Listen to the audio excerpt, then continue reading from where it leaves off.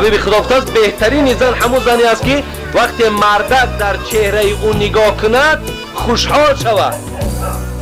ببینید وقتی مردک در چهره زن نظر کند، چهره زن همچنان چهره با تبسم است، آنچنان چهره خوب به شوهرش نمایش میدهد که مردک از نظر کردن زن خوشحال شود. حبیب خدا گفت این زن زن جنتی است و این زن بهترین زن است.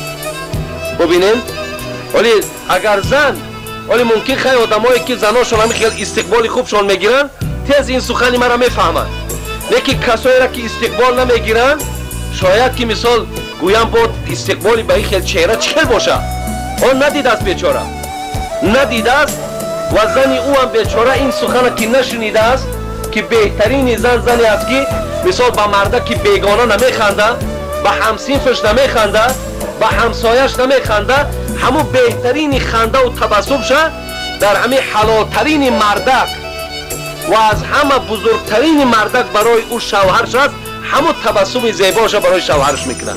وقتی میبینه شوهر میآید همین خیلی یک تبسم میکند که یعنی از آمدن تو ای مردک من خوشحالم، من خرسندم. انا وقتی همین خیلی قبول که کرد این پیغمبر خدا گفت بهترین زن است. این زن آمد گفت ای حبیب خدا این سخن که من شنیدم من شوهر نمیکنم. گفتن چرا شوهر نمیکنی؟ آخر اگر یکی من مبادای یگان بار اگر یکی خاطرم مشوش باشه، یکی خاطرم پریشان باشه، یکی اگان مصیبت داشته باشم و شوهر ما استقبال خوب نگیرم، از جمله بدترین زنها باشم، پیش خدا را چی جواب بگم؟ برای یک تبسم این زن خدا ترسیش ببین.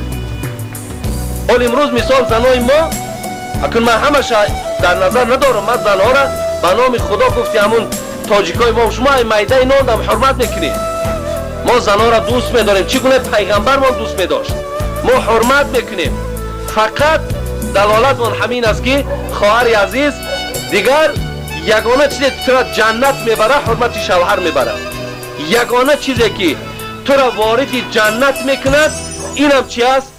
اینم حتی که همون گویم که رازگی شوهرت است. حتی حدیثات خواندیم که روز قیامت وقتی زنک هم جنت میدره مردک هم جنت، خداوند برای همین مردک و زنک کوشک‌ها را وقتی بینا میکنن همین زنک هم میگه پیش مردک میارن، همین زنی در دنیا بودگی تا از حورهای جنتی دا میگه زیبا است، لیکن خدا از مردک میپرسه همین را زن کردن میخوای یا نمیخوای؟ ببین اگر میگه زنی خوب باشه، زنی بود در دنیا که بسیار مونیس بود، غمخوار بود، مردک همه پستی و بلندی هاش اهمیت میداد، همونجا مردک هم که دلش میکشد است میگفت است بله پروردگار میخواهم که با این در همین جمع چی باشم؟ البته همون زن و شوهری که داشتیم همون را در همین جا برپا کنیم. به این خاطر خواهر عزیز به این یک دنیا زندگی شما آخر نمی آمد، بلکه شما در جنت هم یک جایه اید. به این خاطر فقط شما اگر حرمت همین مردکا را بجا، مردکان باید گفتی اکی استاد من دامنا مردکان باید زنا را حرمت کنند. چگونه پیغمبر من حرمت میکرد، عایشه چخیلی که پیغمبر را حرمت میکرد همچنان حرمت کنیم. ولی زنای ما و شما حرمت را در چی میبینند؟ یک یگان گپ شد بعد پیش برش میخپه توبه کنید توبه کنید، این میخواد گویا کمی خدا ترسی باشه، یا که تمام گویا حق شوهر بجا آمد، یا یک چهار کلمه را یک میپزه یک طرفک رایش میکنه. مثال برای نمیره مثال حضرت امیر سعید علی حمدانی را بتیم، خب مقصد هم یک نشانه خدا ترسی نه خواهر عزیز.